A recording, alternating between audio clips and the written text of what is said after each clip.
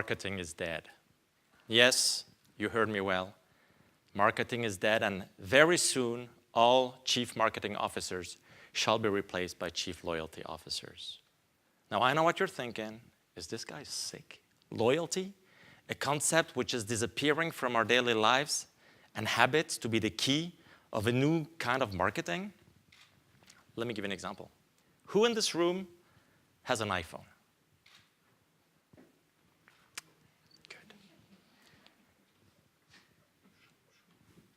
Would you trade your iPhones for Samsungs or any other brand? No way. I guess not.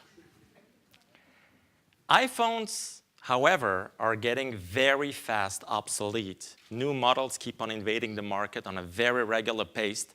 And most of it all, they're really starting to be very expensive. And yet, we keep on buying them. Not because they're the best smartphones in the world, but because we are loyal to the brand. Have you ever seen a commercial or an advertisement for an iPhone? Most probably not. That's because Apple does not need that kind of a marketing.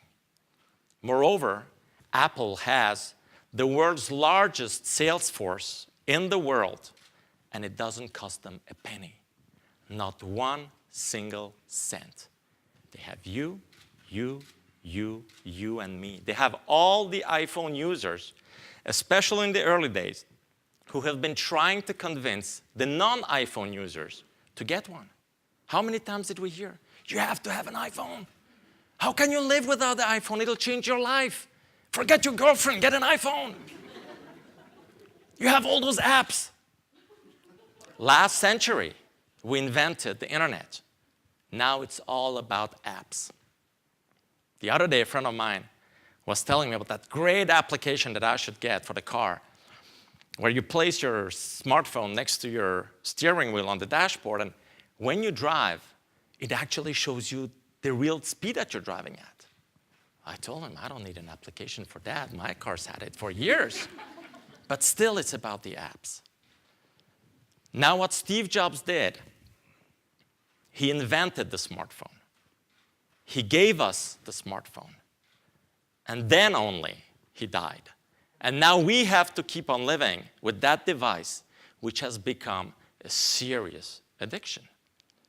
Do you know that as an average, we dig into our pockets or handbags approximately 250 times a day, whether to check emails, go on FaceTime, text, take pictures, 250 times a day. At this pace, we should be getting some patches to get over that addiction. Now, I may sound like I'm complaining, but don't get me wrong. I'm extremely, extremely thankful to Steve Jobs and to the iPhone. When I decided 1 year ago to come to Budapest, we also decided that my wife and my kids would stay back in France. So we use FaceTime as our means of communication. Everybody knows FaceTime? Well, for those who would not, FaceTime is like Skype, but it actually works. So we FaceTime in the morning, we FaceTime in the evening, we FaceTime late at night. We just FaceTime.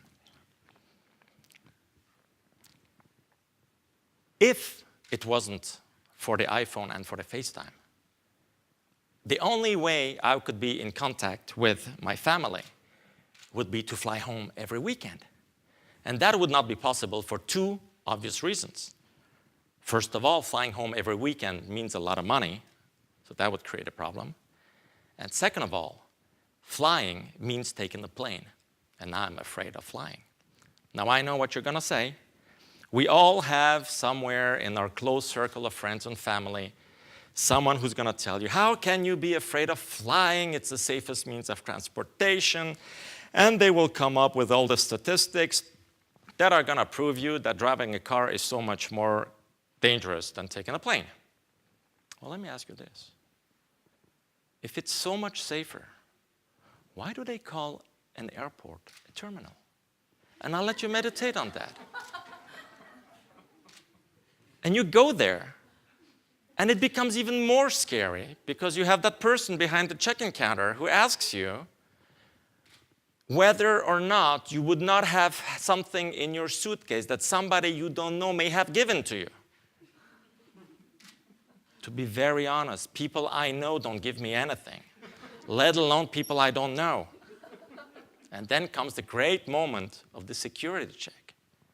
Now, if for any reason you have to have a medical x-ray, by any means don't go to the hospital where you have to queue in line and take an appointment. Go to the airport. Just tell them you have something loose in your brain. They'll scan you. Just don't forget to take the pictures with you, and you're done. And just when you think all the hassle and the annoying part of flying is behind you, that's when it happens. You board the plane.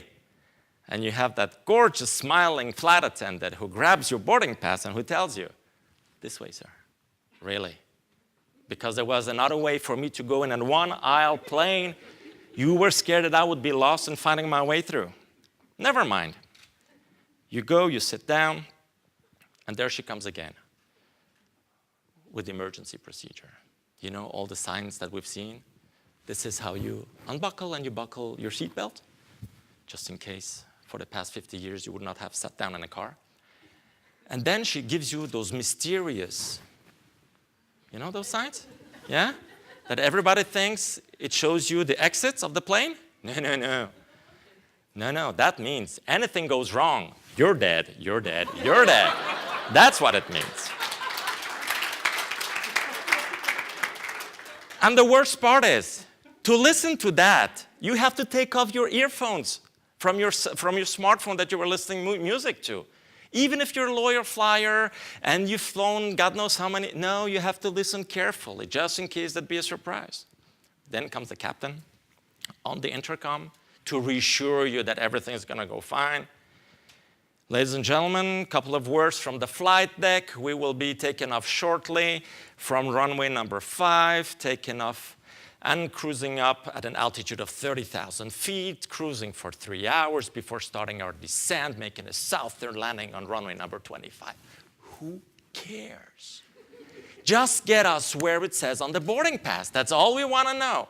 Do we get up from our seats, walk to see the captain, go knock, knock, knock? Okay, so this is the program. I'm going to have peanuts, then I'll have a Coke, then I'll watch TV, I'll have a little nap, and then you can land? No.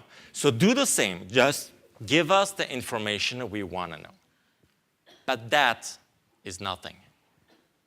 The scariest part is when we land and everybody goes, yeah! Come on. The guys have spent 10 years of their lives learning how to fly a plane.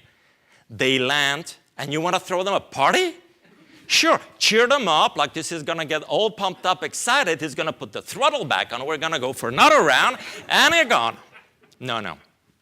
I'm not going to fly anymore. This is way not safe to me. Way not.